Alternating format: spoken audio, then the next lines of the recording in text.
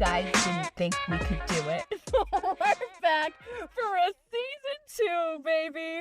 Wow, Becca, look at us. Season 2 of Fever Dream Diaries. What a time to be alive. I'm so proud of us, babe. We're back.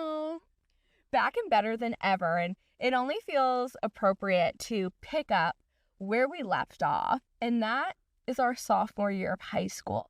Now, we've really advanced. We have. At this point. Oh, I mean, in our lives now, but also back then, there was a lot of change, let's just say. A lot of change, and the seasons just keep on changing. And to keep up with tradition of season 1, Becca, should we dive into our first note of the season?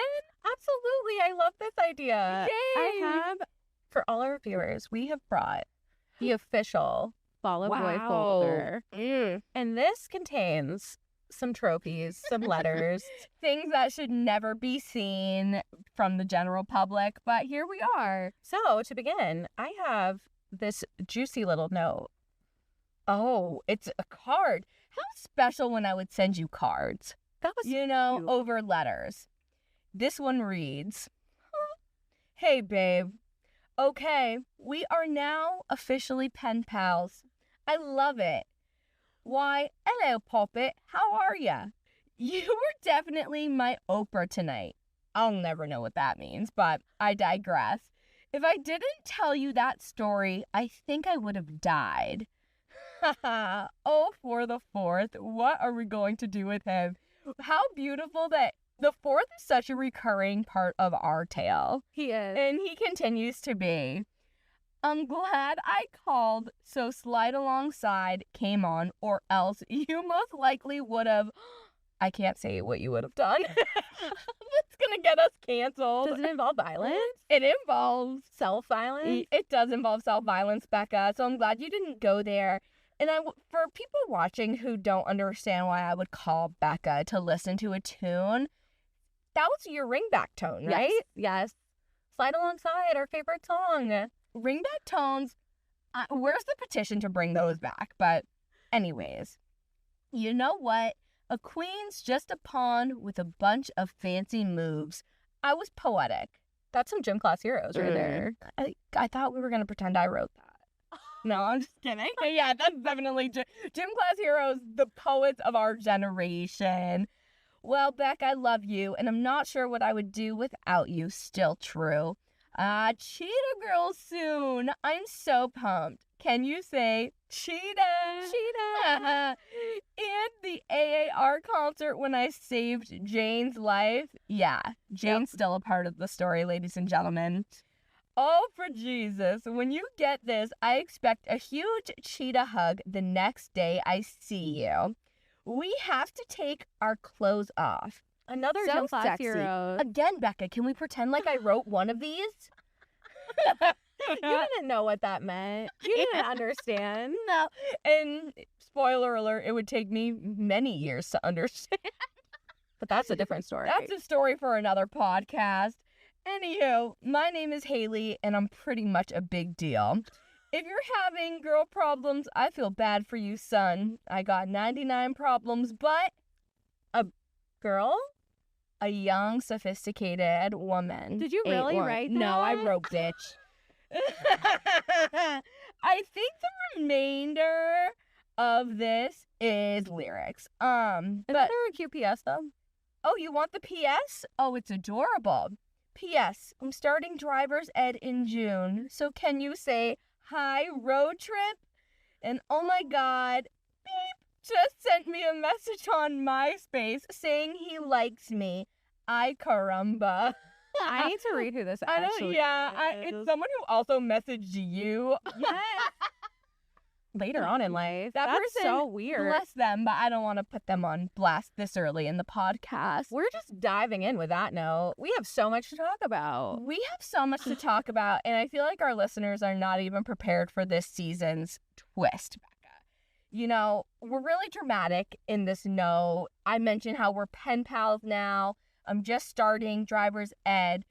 But little did we know, audience, how our lives would change. We thought this was going to be the most pivotal point of the year.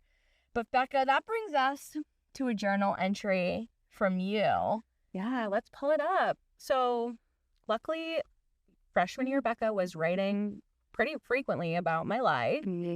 And this was dated August 17th, 2007. Oh. So we're just going to dive in. It says, I haven't written in an insanely long time. That was probably like 3 days. Yeah. Let's be real. Basically, I've had an awesome summer and I couldn't even try to recall it all. Well, just to brag, I went to the John Mayer concert. I cried when he sang Bigger Than My Body. Wow. That speaks to that era so much. Shout out to John Mayer, though, because he's a big Nashua supporter, and I feel like that goes unrecognized. That is the concert that I learned he is from Nashua. There you go. He's from Nashua. He was living in the area. I just don't need John Mayer fanatics coming at us. I think he's from, like, Connecticut. He is a New England boy, so we love to see it. At the Hannaford in Nashua. Did he? Yeah. You're like, currently he works there. You can go visit him. He's a bagger.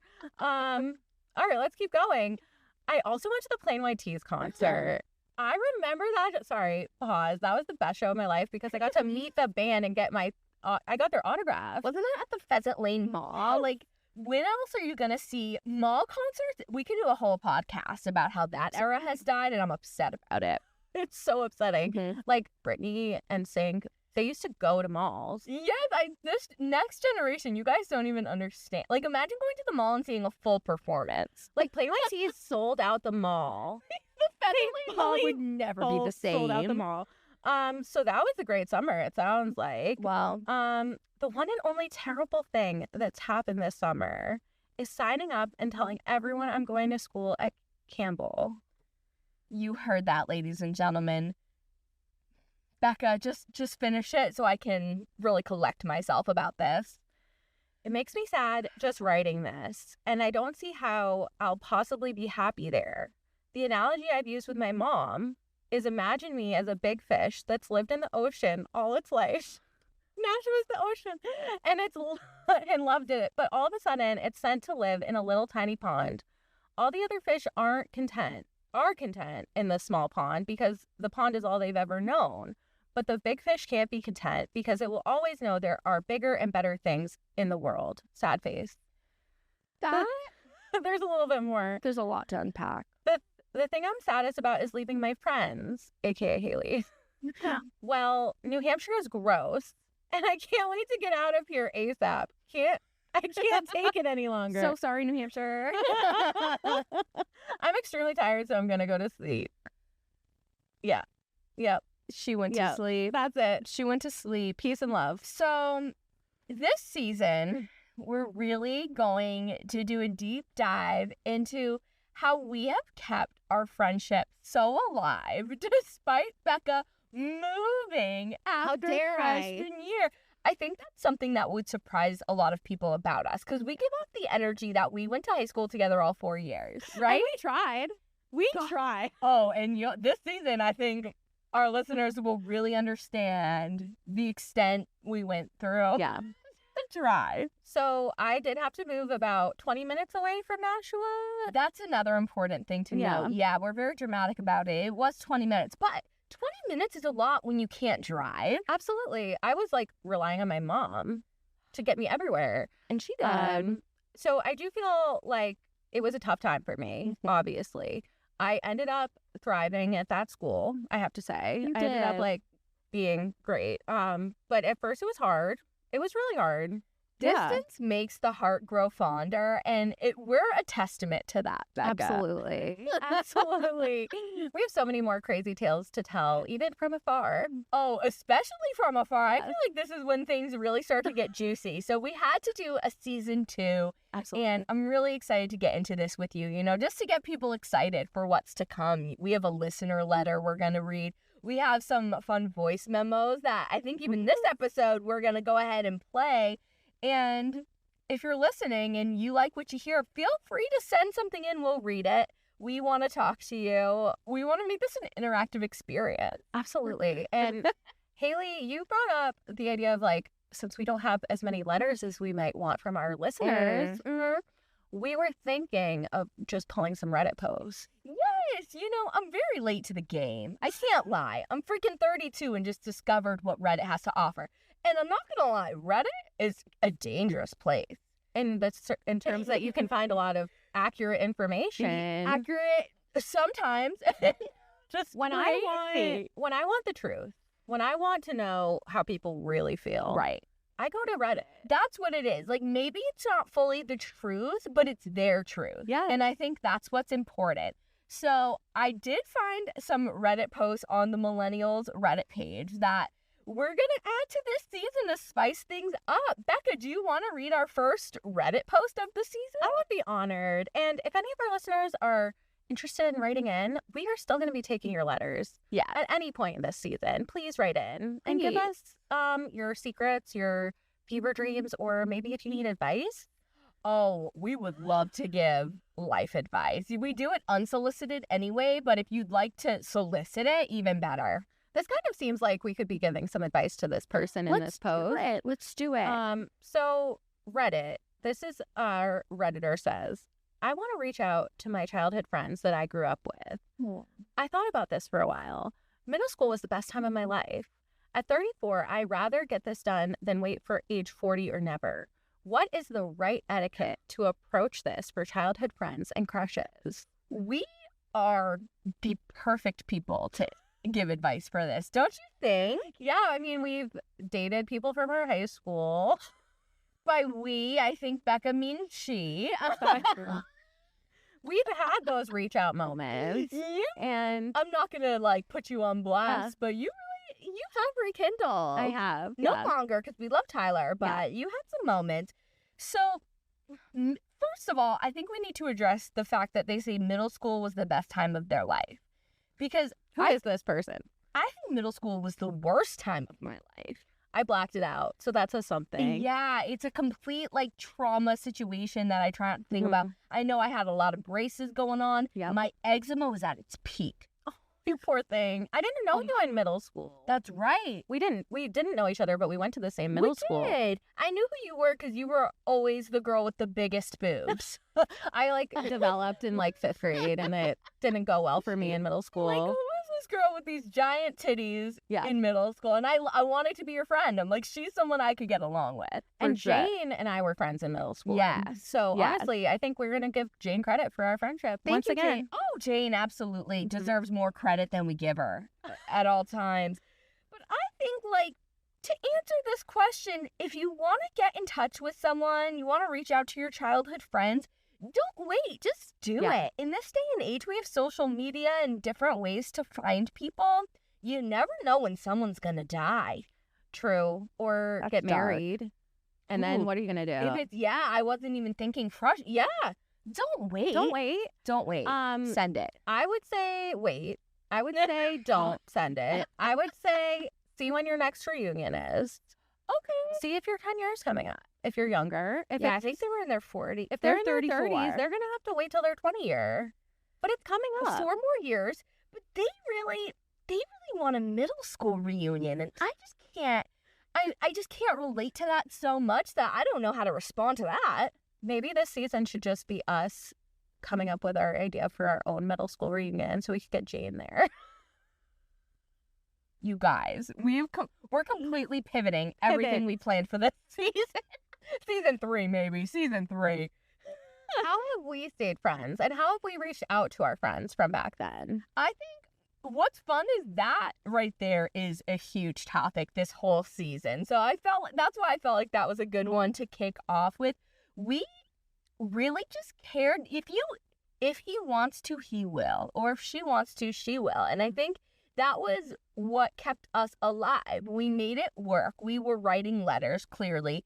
We were having slumber parties. We were still going to concerts. We were giving ourselves activities nonetheless to keep this alive. If you did as the Redditor, if they want to connect with people, they could start their own podcast. Their middle school podcast. I gotta tell you, us starting this podcast has actually really helped us rekindle friendships with people that we haven't spoken to. Obviously, we didn't need to rekindle. We've been kindled. But there's so many people that have like kind of popped back into our lives, not in like a weird way. Well, some in a weird way. But one person who's not in a weird way that comes to mind is our good friend Amanda Hall. And I would like to play a little voice memo. Yes, shout out to Amanda. Yes, she sent us this on our Fever Dreams Diaries Instagram. Follow us if you don't already. But Absolutely. you want to talk a little bit about Amanda while I find the voice memo? I've known Amanda since I was in 4th grade and Hayley since high school or middle school maybe. I think maybe middle. Yeah, Amanda's a great person and she has just been approving. She's approving of us. She's following us. And she wrote us the nicest voicemail when the most recent episodes came out. So let's play that. We're going to play. It's 2, so enjoy. Hello, my beautiful, beautiful ladies. I still have 8 minutes left to go. I should probably wait until I finish this podcast to actually send this.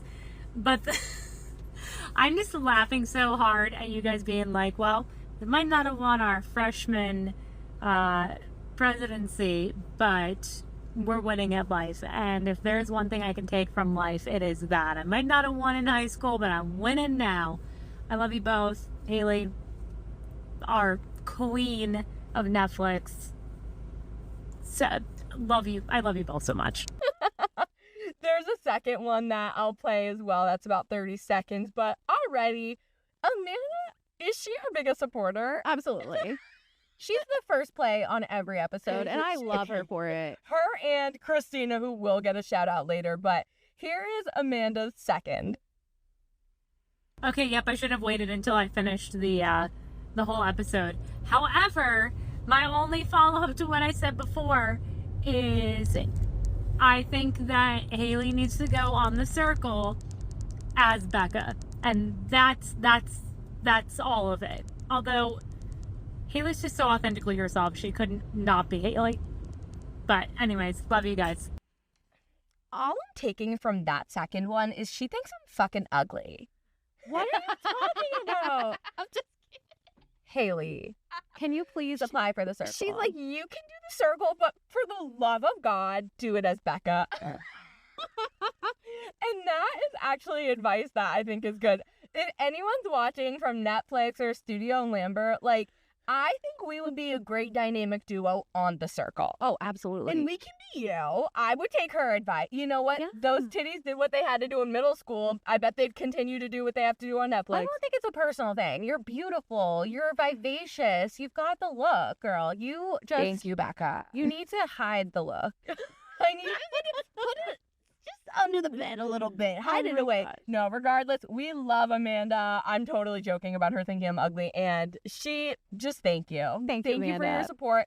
I really felt like we needed to shout her out this first episode. And if you're just starting our podcast on the first episode of season 2, maybe just go back a little. Oh my gosh, yes. Maybe we can just say that because people might not know what she's talking about. Thank you guys for listening, but it's so recommended to start at the beginning because this season we are going to make some references. I think we already have to, people from season 1 and just things that have happened. So highly recommended. But if you are fully caught up and you're excited for this season, you should be. You're here with a Netflix star, ladies and gentlemen. I mean, what Amanda is referring to is Hayley was on the Netflix series Surviving Paradise. We have a whole bunch, by a whole bunch, I mean 2 special episodes where we address the show. So we're not going to get too into it during the podcast, but I think like that's a great deep dive if you're curious about that experience. This is about us, Becca. Heck yeah. Forget Netflix. This is all about our love the way life should be. Up here in Maine. Our next episode, I'm really, really excited for because we're going to talk about when our entrepreneurial spirits were really set on fire. And that's from when we came out of the womb. Truly. Becca and I both have loved to work. It's actually like kind of disgusting. Yeah, I think our parents were just so ingrained in the work culture that we learned from that. And how kind of sickening is it that like this podcast is even proof to that? Like we're we're like, oh, we need to capitalize off our friendship. And we like don't hang out when we get together. We literally work our butts off. Yeah, that's it. We Like, talk all day, every day, and it's all work. It's like we have a second job. Fever Dream Diaries only. No, we're obviously kidding, but we really did try to work together. You know, that is one way that Becca and I really tried to stay in touch is we thought, what if we worked together since we can't go to school together? And you'll hear all about how that worked out next episode. You'll just have to stay tuned. What you'll also notice, listeners and viewers this season, is we're not just audio. For better or worse, we are visual as well. So I thought you were talking about these sweaters. Oh, these sweaters, how cute. Yes, but we got to give a big shout out to Black Owl Studios in Portland, Maine for producing this for us, for helping us and letting us use their amazing studio. amazing. We're so professional, we're so official, and we're so ready to embark on this journey with y'all again. We're so excited. So tune in for episode 2. We're premiering next Friday.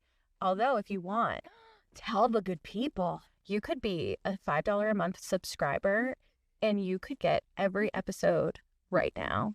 The way you just said that was almost like ASMR. I was like, whoa, that's Get like... on our level. And if you're not subscribed to our podcast, please follow us on Spotify, where you Yep. will find all of our playlists, all of our episodes, and more. What about our social media?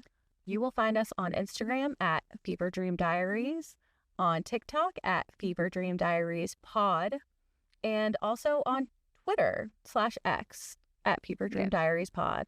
Yes. And for the person who has Fever Dream Diaries, the handles on Twitter and TikTok, slide into our DMs so we can pay you for those, because it's really hurtful that we can't just have it on all platforms. But And they have 0 followers and 0 likes. So I'm sorry to put you on blast, but you have 0. You're not using that account. get out of here. We'll see you all for episode 2. Thanks for tuning in.